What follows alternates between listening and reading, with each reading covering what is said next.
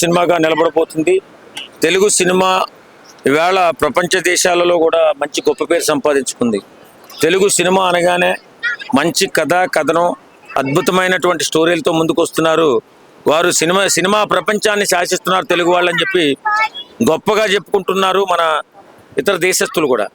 ఇలాంటి తరుణంలో ఒక పెద్ద సినిమా రావడం, పాన్ ఇండియా సినిమాగా రిలీజ్ అవ్వడం బుచ్చిబాబు గారికి ఇది ఒక గొప్ప సినిమాగా నిలబడిపోతుంది. ఎందుకంటే ఇతను రెండో సినిమా అయినా ఒక అద్భుతమైన సినిమా తీసి తర్వాత ఆయన గొప్పగా నిరూపించుకున్నారు.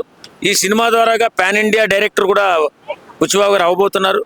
సినిమా మన సినిమా పెద్ద సినిమా రిలీజ్కి బాలీవుడ్ సినిమా అయినా సరే ఆపేసుకుంటారు. ఎందుకంటే అంత మంచి గొప్ప విజయాన్ని సాధిస్తుంది, అంత గొప్ప కథ కూడా. అలాగా ఈవేళ పెద్ద సినిమాకి అంత పాపులారిటీ వచ్చింది.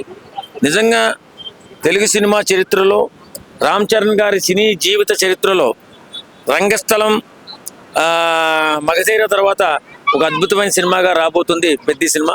ఇది మాత్రం సూపర్ డూపర్ హిట్ అవుతుంది. అంటే బుచ్చిబాబు గారు ఉప్పెన సినిమా గురించి మాట్లాడుకుంటే అది తీసేశారు, ఈ సినిమాలో రామ్ చరణ్ గారు కాళ్ళు తీసేస్తారని చెప్పి మాట్లాడుతున్నారు. ఏంటంటారు ఈ ఫ్యాంటసీ? ఏంటి అసలు తీసేసే ఫ్యాంటసీ? అదే ఉండదండి.